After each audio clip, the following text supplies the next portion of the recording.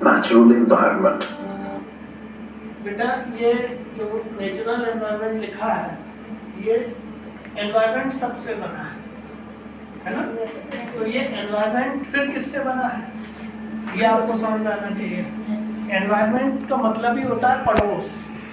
पड़ोस का मतलब हमारे आसपास, वो सराउंडिंग में कोई भी व्यक्ति जहाँ भी है उसके सराउंडिंग्स में जितने जैविक अजैविक तत्वों का जो योग है वो उसका पर्यावरण बनाता है और वो उसका एनवायरनमेंट बनाकर वहाँ की यथा स्थिति को स्पष्ट करता है कि आप किस प्रकार के पर्यावरण में रह रहे हैं। और पर्यावरण का मतलब संकीर्ण नहीं है, बहुत व्यापक है। इसका माइनर मीनिंग अलग है, मेजर मीनिंग अलग है।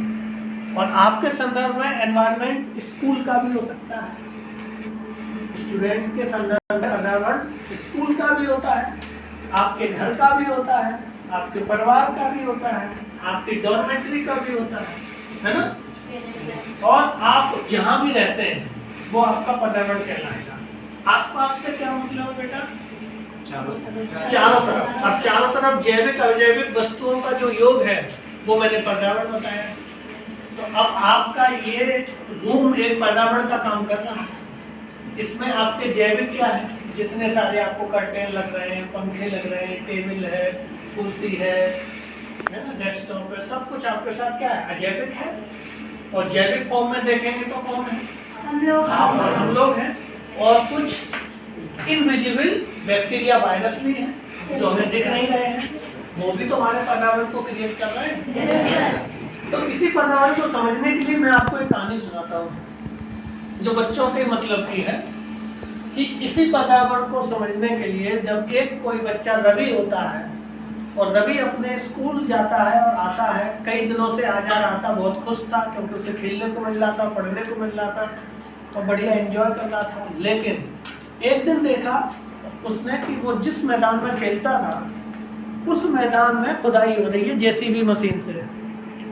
तो अब आप ही लोग बताइए कि जिस मैदान में आप खेल रहे हो, माने कि नवोदय विद्यालय में आप खेल रहे हैं और उसी विद्यालय में आपकी कोई बिल्डिंग बनाई जाने लगे, तो वो देखकर आप लोग खुश होंगे या नाराज होंगे? क्यों नाराज होंगे? क्योंकि आपका हित प्रभावित हो रहा है, एनवायरनमेंट को डैमेज किया जा रहा है। वो जो नेचुरल एनवायरनमेंट वहाँ का था, जिससे आपका हित सदता था, जिससे आप खुश होते थे शाम को स्पोर्ट्स पीरियड में जाके, वहाँ आपका हित प्रभावित हो रहा है। तो इस रवि व्यक्ति जो है बच्चा, वो भी प्रभावित हुआ, वो रोने लगा कि ये क्या हो रहा है, इससे तो हमारा सब छीन जाएगा। तो मैं चाहता हूँ कि कोई बच्चा या बच्ची भी बताए कि इस प्रकार की उसने कोई दृश्य देखा हो या कोई कहानी उसके मन में हो तो वो बताए। कोई बच्चा बताएगा? Yes sir. हाँ, आप बताइए।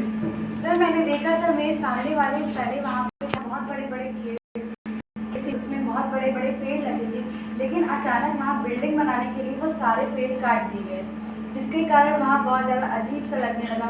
खूब सारी रोशनी आती थी और पहले की तरह वहाँ चिड़िया चहचहाती थी और बहुत सारे छोटे छोटे जानवर आते थे। अब वहाँ जानवर भी नहीं आते, पहले वहाँ छोटे छोटे बच्चे भी खेलने आते थे, उससे सब लोग झूला झूलते। तो आपको क्या बुरा लगा बेटा वहाँ उसके गेम्स में, गेम्स के जो मैदान आपका था वहाँ आपको क्या बुरा लगा बिल्डिंग बनने से?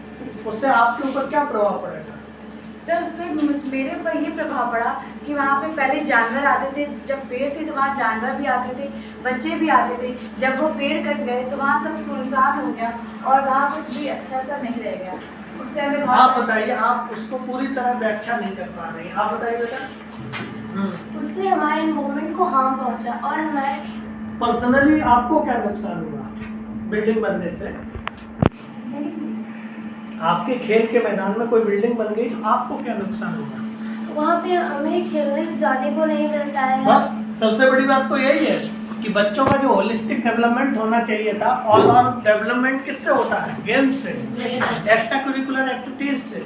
यदि वही एनवायरनमेंट आपका खत्म कर दिया जाए तो सिर्फ पढ़ाई से आपका ऑल अराउंड डेवलपमेंट नहीं हो सकता।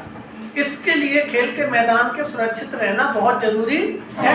और वो किस में जाएगा? नेचुरल एनवायरनमेंट में। और वो नेचुरल एनवायरनमेंट आपका क्लियर ये मैसेज देता है कि आप अपने भौतिक दुनिया को चाहे जितना विस्तार करें, जितना बनाएं, अच्छा बनाएं, जिसको मैन मेड वर्ल्ड कहते हैं या भौतिक एनवायरनमेंट कहते हैं, उसको आप जितना बनाएं आपका चलेगा।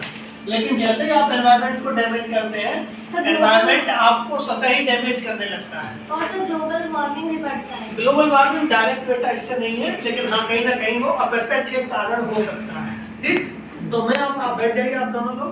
मैं आपसे ये पूछना चाहूंगा कि एनवायरनमेंट को यदि हम बांटना चाहें कितने प्रकार में बांट सकते हैं? कौन बताएगा? अच्छा आप बताओगे। मास कटा के बताइए। पहला कौन सा है? Natural environment, very good. दूसरा एनवायरनमेंट, फिजिकल नहीं होता रहता, ह्यूमन। ह्यूमन और अपने आप में एक एनवायरनमेंट का पार्ट है ना? हाँ। और तीसरा मैन मेड है ना? ये तो ये नेचुरल है आपके सामने। इसमें ह्यूमन स्वयं में एक कारक है और फिर वो ह्यूमन बनाता भी है।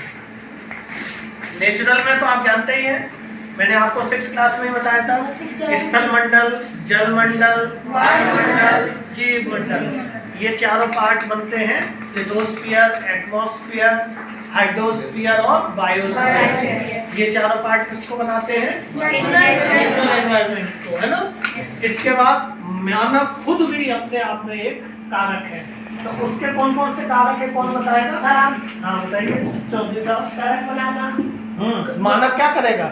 नहीं, ये तो मैन मेड में आएगा, मैन मेड में ही आएगा ना, तो मैन मेड ही बता रहे हो। हाँ बताइए। सड़क बनाना, बड़ी बड़ी बिल्डिंगें बनाना, बहुत अच्छे, पुल बनाना, बहुत बढ़िया, स्कूल बनाना, बड़े बड़े कारखाने बनाना। बहुत अच्छे।